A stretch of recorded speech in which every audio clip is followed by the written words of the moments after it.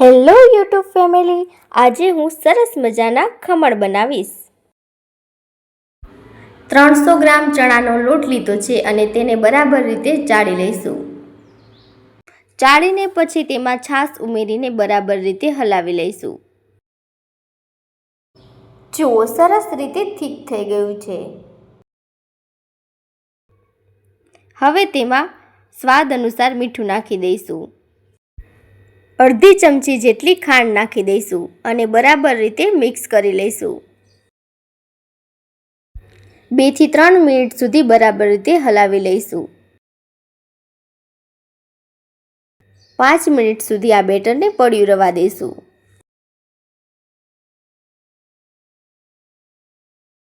જુઓ, આટલું thick better રાખવાનું છે।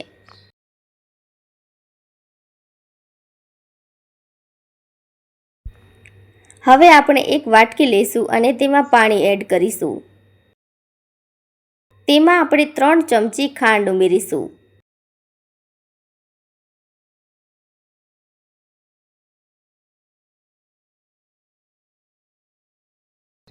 અને ખાંડને આપણે સરસ રીતે ઓગાળી લઈશું।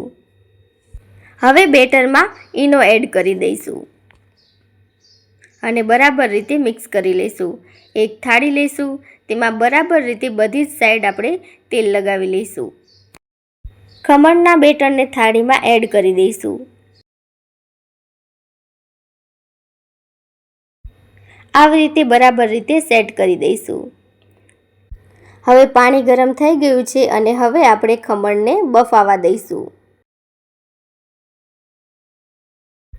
ખાંડનું પાણી ઓગળી ગયું છે અને હવે આપણે 2 લીંબુનો રસ ઉમેરી દઈશું।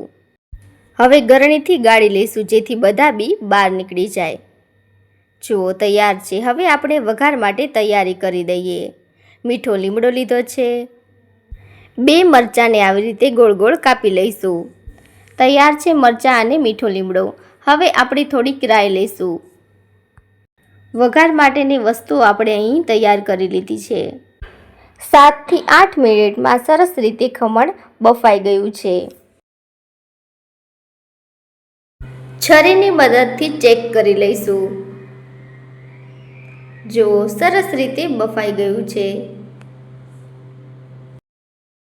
2 થી 3 મિનિટમાં સરસ રીતે ઠરી ગયું છે અને હવે સરસ રીતે આપણે કાપા પાડી લઈશું। જો તમને મારો વિડીયો પસંદ આવ્યો હોય તો મારી ચેનલને સબસ્ક્રાઈબ કરજો, મારા વિડીયોને લાઈક કરજો।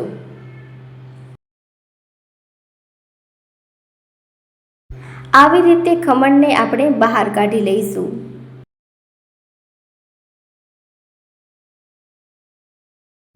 વઘાર માટે એક તપેલીમાં આપણે 2 પાવડા જેટલું તેલ લઈશું। તેલ ગરમ થઈ જાય પછી આપણે તેમાં રાઈ ઉમેરી દઈશું।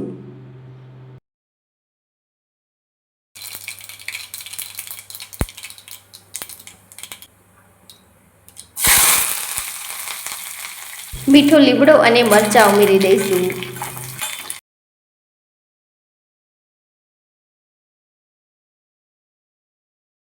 હવે આ વઘારને આપણે ખમણ ઉપર ભભરાવી દઈશું। જો, સરસ મજાના ખમણ બન્યા છે। ખમણને પોચા બનાવવા માટે લીંબુ અને ખાંડનું પાણી ઉમેરી દઈશું। જો, બધા જ ખમણ ઉપર આવી રીતે એડ કરી દઈશું। કોથમીરને સરસ રીતે ધોઈ લીધી છે અને આપણે ખમણ ઉપર ભભરાવી દઈશું। જો, તૈયાર છે આપણા સરસ મજાના ખમણ।